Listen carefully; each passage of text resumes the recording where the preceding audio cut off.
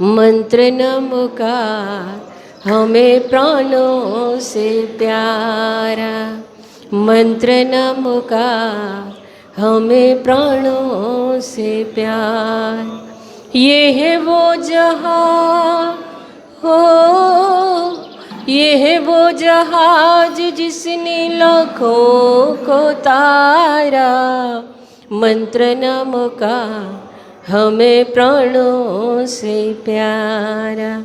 नमो अरिहंताणं नमो सिद्धाणं नमो आयर्याणं नमो वज्रयाणं नमो लोये सव्यसहुणं, मंत्र नमकार हमें प्राणों से प्यार।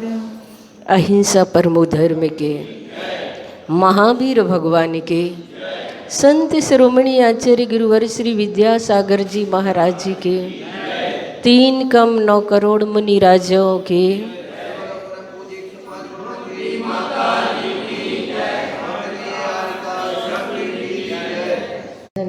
ताज धन और रतन धन सारा, जब आवे संतोष धन सब धन धूलि समान। आज व्यापार शुद्धि के बारे में 5 मिनट आपसे चर्चा करेंगे, क्योंकि समय तो आपका हो चुका है, लेकिन फिर भी यहाँ पर व्यापार शुद्धि के बारे में कहा जाता है कि गृहस्थ होने के नाते आपको धन की ज़रूरत होती है। गृहस्थों का जीवन धन के बिना चल नहीं सकता। गृहस्थ जीवन की गाड़ी धन के बिना आगे बढ़ नहीं सकती।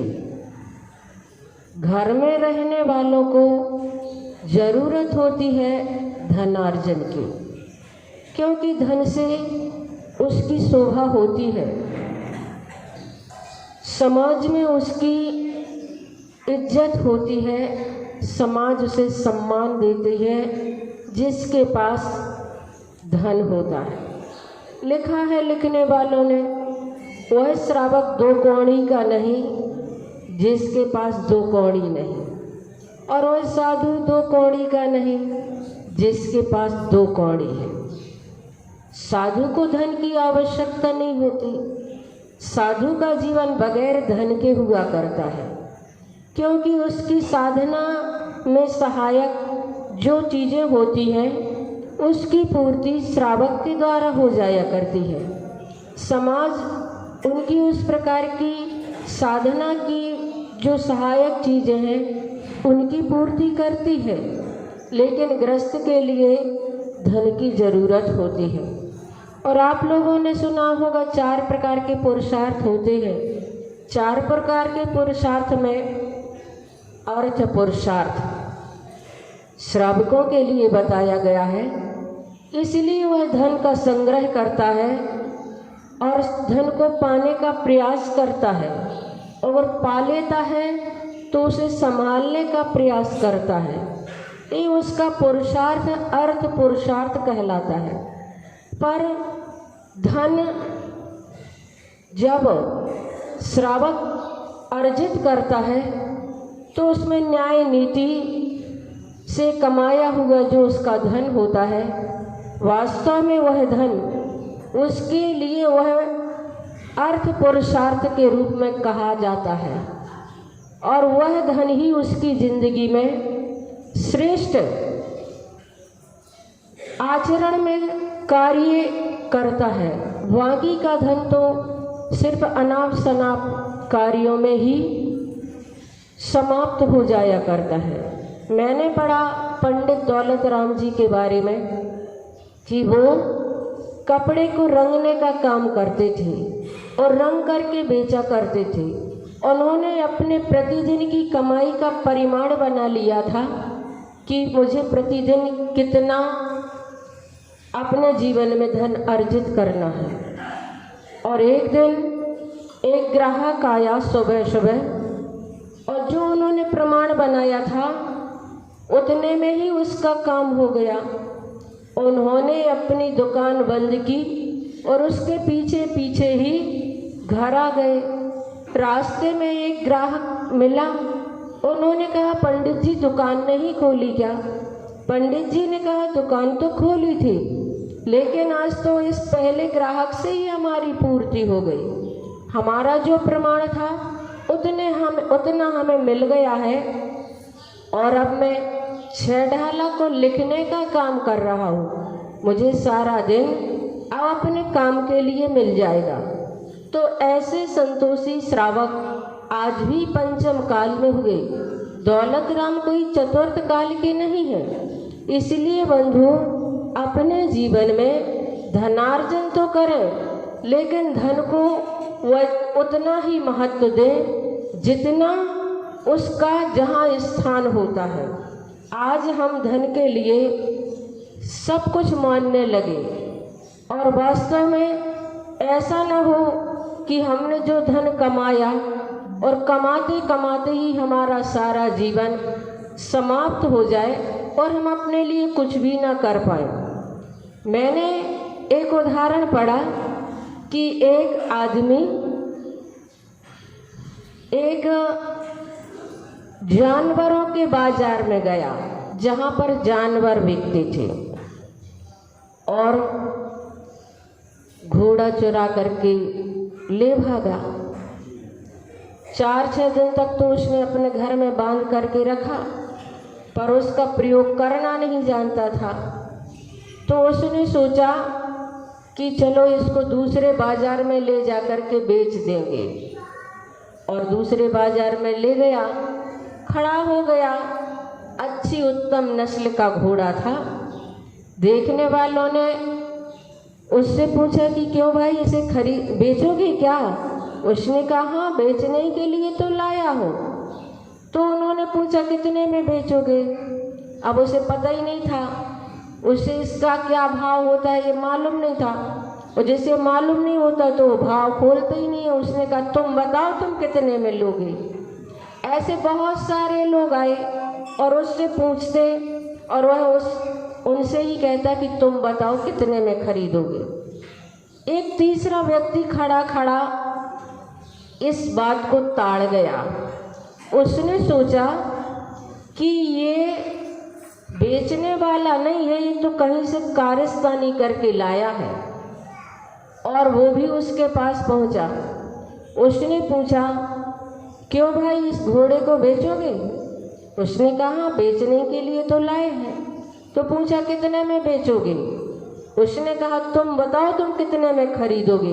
उसने कहा, हम तो 5,000 में खरीदेंगे। सोचने लगा वो, मैं तो सोच रहा था 100-500 रुपये में बिकेगा, ये 5,000 में लेने के लिए तैयार है। और उसने कहा, हाँ हाँ ले लो। खरीदने वाले ने कहा, घोड़े की पहचान तो चला करके होती है, दौड़ा करके होती है। पहले हम देख लें इसको कैसा चलता है, कैसा दौड़ता है, बाद में खरीदेंगे। उसने कहा, हाँ ठीक है, ये रहा, आप इसे देख लो चला करके।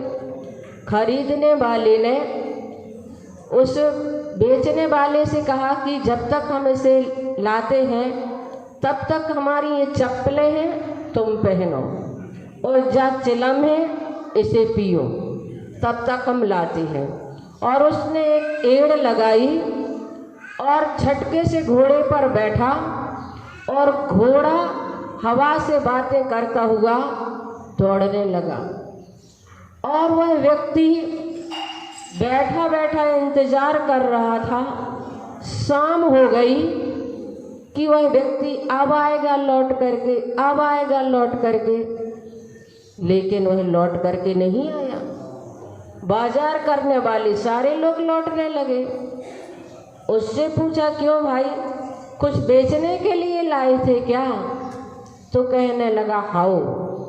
तो उन्होंने पूछा, बिक गया क्या? तो कहने लगा, हाँ बिक गया। लोगों ने कहा, तो फिर चलो। कहने लगा, थोड़ा और प्रतीक्षा कर ले, थोड़ी और इंतजार कर ले। तो उन्होंने पूछा, क्या लाए थे बेचने के लिए? तो उसने कहा घोड़ा लाए थे। तो उन्होंने पूछा कितने में बिका? तो वह कहने लगा जितने में लाए थे उतने ही में बिक गया। आप समझ गए कि कितने में लाए थे और कितने में बिका। तो उन्होंने पूछा और मुनाफा? तो कहने लगा मुनाफा जे पहने हैं चप्पलें और जा पी रहे हैं चिलम, बस इतना ही मुनाफा हुआ। बंधुओं, जिंदगी की ढलती शाम में कहीं ऐसा हमारे साथ भी ना हो जाए कि हम जैसे आए थे वैसे ही चले जाएं। मुनाफा के रूप में हमारे पास कुछ भी शेष ना रह जाए। इसलिए मैं तो आप लोगों से यह कहना चाहती हूँ, क्योंकि आप ग्रस्त हैं, ग्रस्त होने के नाते धन की ज़रूरत होती है, लेकिन धन के लिए धंधा तो हो, पर धंधा अंधा ना हो और अंधा धुंध ना हो। आज ये होड़ बढ़ती चली जा रही है धन कमाने की, और उसके पीछे कैसा पैसा आ रहा है हम ये भी नहीं देखते हैं। मैंने पढ़ा कि अन्याय और अनीति का कमाया हुआ धन 10 वर्ष से ज़्यादा घर में टिकता ही नहीं है। किसी न किसी रूप में तुम्हारे घर से वह निकल जाएगा। तो समय तो हो रहा है, 9 बार हम बड़े बाबा का जाप करेंगे।